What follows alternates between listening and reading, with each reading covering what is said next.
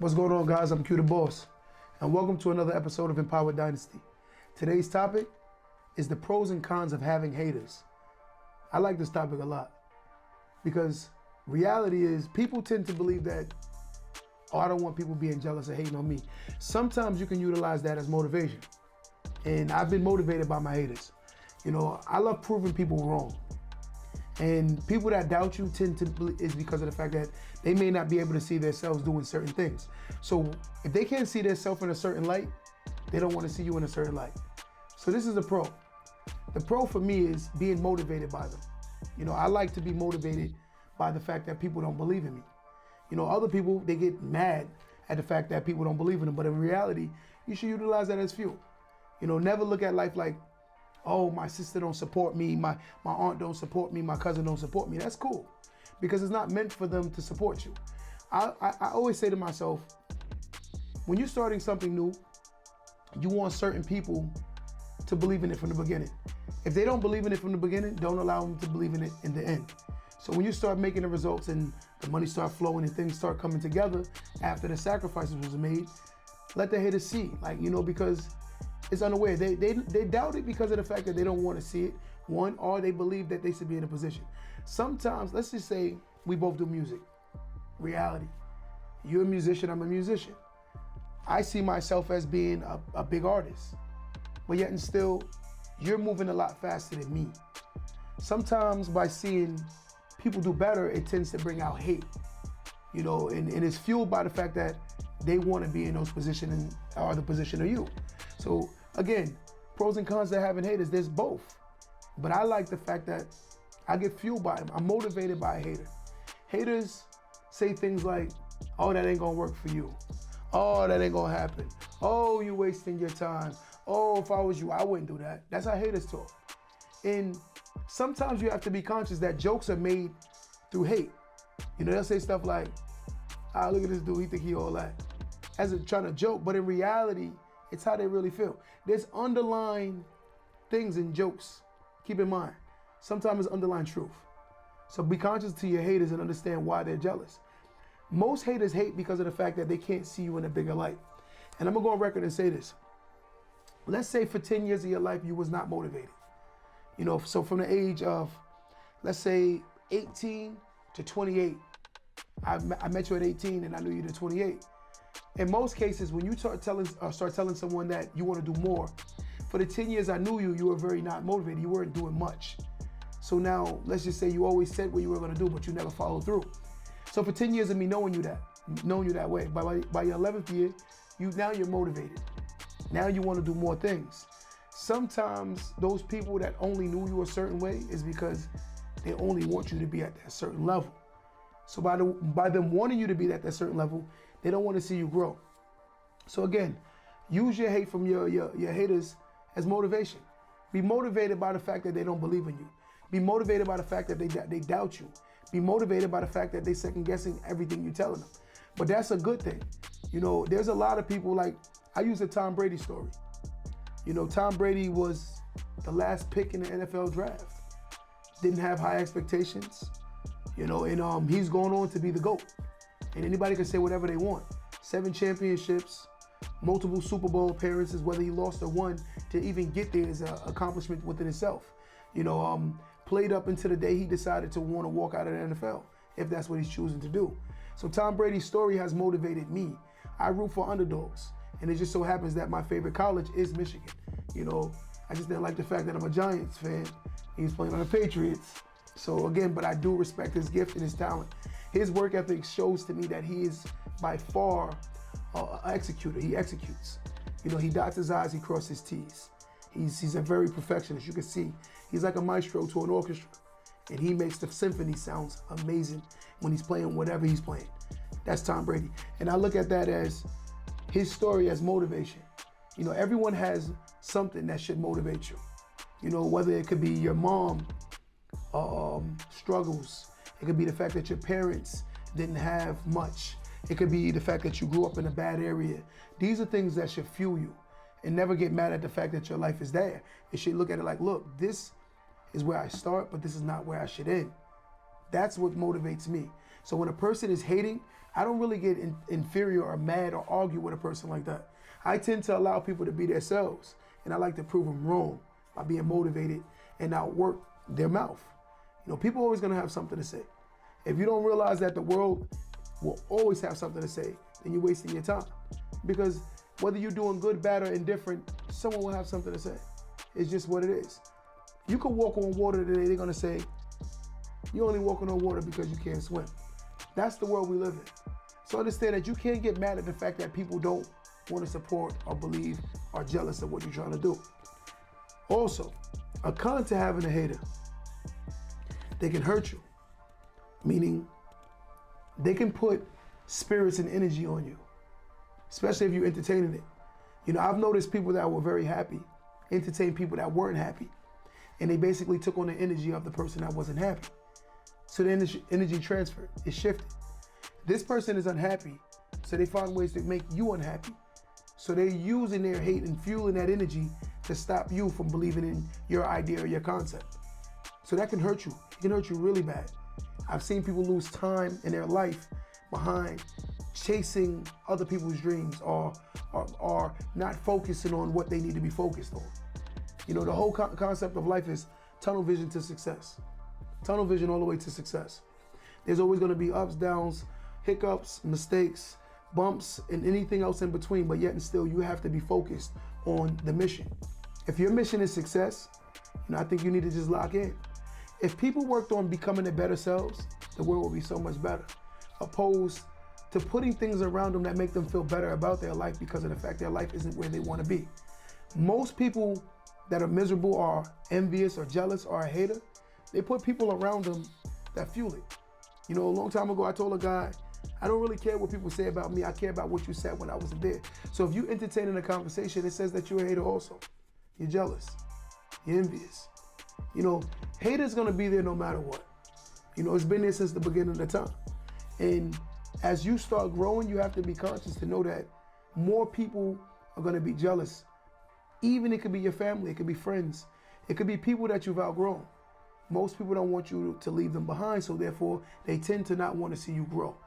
And the reason why they don't want to see you grow, because it becomes a real reflection of where they aren't or where they're not. They haven't gotten to those levels. So now you're starting to show, wait, I'm 28, you're 28, you're doing better than me. You're 10 steps ahead of me. It can be intimidating to someone that hasn't found themselves yet. Rather than using it as motivation or using it as, let me work on myself, most people get intimidated by the fact that you're more accomplished than them, especially when it's based on age. And I've noticed that. I was just having a conversation with a homegirl I know. Her sister plays the fact that she's older and she wants her sister already found a mate and she's settling down, and the guy she's settling down with is a lot more established. The sister hasn't found a guy yet, but the fact that she's older, she tends to be a little bit more jealous of the younger sister because of the younger sister having more success at this point in her life. It happens all the time, and it might not be malicious, but at the same time, it's the fact that you wish you were in someone else's position.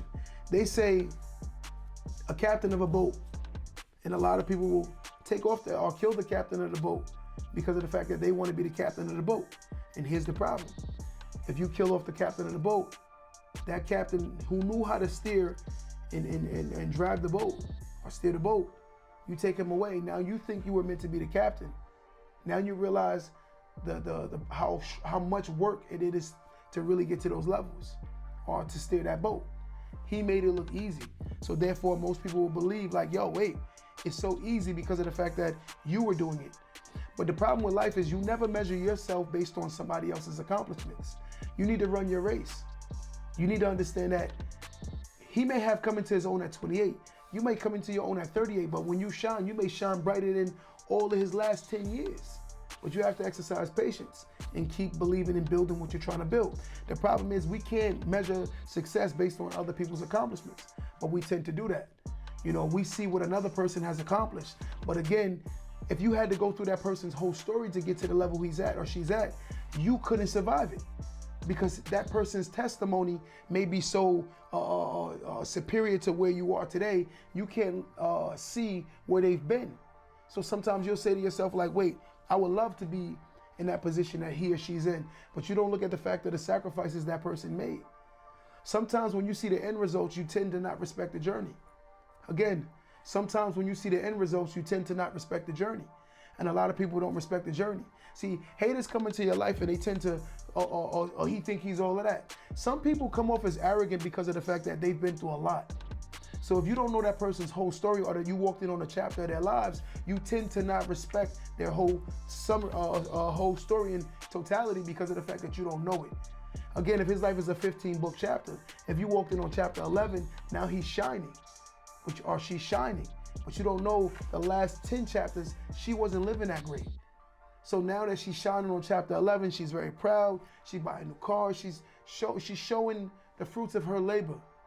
And she's rewarded for the fact that she sacrificed for so long. But you tend to believe that this person thinks they're all that. And I don't agree all the time with that. Some people are very arrogant, but arrogance can be misconstrued based on perception. Some people aren't arrogant, they're just very proud. Especially when you have a person that built themselves out the mud and no one really helped them. They tend to be more the word is like self-absorbed or proclaimed or me. I don't believe in the word self-made. And the reason why I don't believe in self-made, because everything I've done, I believe God helped me. So it's impossible for me to say I'm self-made. If we're talking about from a human standpoint, I can understand that. But overall, someone actually ordered and guided me to where I am today. Because in my midst of mistakes, someone still was watching over me, and that was God, clearly. So the self-made theory, I threw it out the window. You know, a lot of the times, being that you get into debates and conversations or entertaining your haters, you might waste a lot of your time. You know, you giving things too much energy. And by giving things too much energy, you notice that you're not getting to the levels that you want to get to, because a lot of your energy is being used to defend yourself in a sense. You're defending yourself based on someone's belief or their interpretation or their perception of you. So now you're upset the fact that this person don't believe in what you're trying to create or what you're trying to do. It doesn't matter, because it might not be meant for that person to go along your journey for the next chapter. Notice that every chapter there's an ending. There's a period that ends every chapter, right? And at that period, that person should have been left on the last chapter. But we tend to grab that person and bring them on to the next chapter, and we drag that person along us. I've seen people hate on people that were friends, and I've seen people that hate on people that were family members. You know, I'll give you a scenario. I had a conversation with a close family member of mine the other day, and I was trying to tell him how to transition into legal, and he didn't want to hear it because of the fact that he's done it his way so long. He felt like no one helped him when he was trying to figure it out. So now he doesn't understand that a person that has nothing can't give you nothing. You know, the whole point of life is running your race to the end, so therefore you can literally come back and give. You can't give to somebody when you don't have anything. You know, a lot of people don't understand that level of conversation. You can't give when you don't have anything. You know, sometimes me giving you my time should be more valuable than me giving you finances. Time is something that you cannot buy back. Once you lose time, it's over. There's no way of saying, wait, let me go back 2 weeks and start all over. There's no such thing. I can go make back the money I gave you 2 weeks ago though, but I cannot get the time. And the one thing about life is you're limited to time. Everyone has something called an expiration date. So never spend your time, your energy trying to prove a hater wrong. You know, there's no reason to. Because the hater, it's like they're meant to be there. It's the reasoning. They're the blessing blockers. They're the dark clouds. They're the negative energy that walks around because they may not be happy where they are in life. Rather than utilizing themselves or pushing themselves up, they got to push their energy on other people or their beliefs. You know what? If I was you, I wouldn't do those things. And I can't stand those conversations. When I talk to people about advancing or bettering myself, they tend to not want to hear it. And the reason why they don't want to hear it is because they may have given up. So as a person that's trying to pursue something called greatness or a better self, you got to be conscious to who you're around. Because when you're around certain energies, the haters will tend to not want to support you. And if you're looking at this person to support you, you should have kind of knew they wouldn't. Because if you know this person as a family member, you know this person as a friend, you should know that person's energy. And I'm gonna tell you something, energy don't lie. There's a reason why this person and this person's spirits can't cohabitate. The energy is not neutral. Neutral energy can come into a room and stand positive. But if a person comes into the room with negative energy and you have positive energy, either A, his negative energy is going to overpower your positive energy, or B, your positive energy is going to overpower the negative energy. But it has to be a power. I've known people that was very positive who's changed to negative based on the fact that they were around haters. The haters made them compromise, because you won't notice the conversations that you're entertaining because you're normalizing these behaviors and having these conversations with these haters. See, a hater will say something like this. Yo, Tasha, she thinks she all that because she got her new little Benz. I can't stand when people say little in front of anything. That's a hater word. Your little business, your little car, your little job, your little career, you in your little college. When a person put that in front of anything they say before they say anything to you, that's an underlying word for hate. There's no, she just opened up her little business. Listen, at the end of the day, whether it's big, small, or indifferent, it's something that you accomplished. You should always be proud of it. There's levels to life and stages. That little business today can grow to something big, but it has to start as something. No one walks into a business in most cases. It could happen, but it's always an exception to every rule. But in most cases, a person don't start off with a multi-million-dollar profitable business. He built himself up. It started off with a $5,000 profit business, then it became a $10,000. It had to start from $1 and then had to go up to the $1 million. So nothing starts at the top. So the reality of all things is never let someone say, oh, you started your little business. Oh, you doing your thing, all right. Don't let people talk to you like that, because that's energy that they're trying to push on you because they don't want to accept the fact that you're trying to grow or you're doing better. So hate is used through a lot of conversations and words. Be conscious of it. But you should prove them wrong because of the fact that you know who you want to become. See, I wouldn't go to a hater and score a touchdown and go dance in their face. Sometimes your actions is proving them wrong. Your winning is proving them wrong. You don't have to say anything because they're going to see it. Believe it or not, watch this logic. Let's say you have an Instagram or TikTok. You can have 10,000 views on a picture, but yet and still 300 likes, right? Let's say 400 likes. Matter of fact, let's round it up. Let's say 500 likes. Out of 10,000 viewers, 500 people liked it.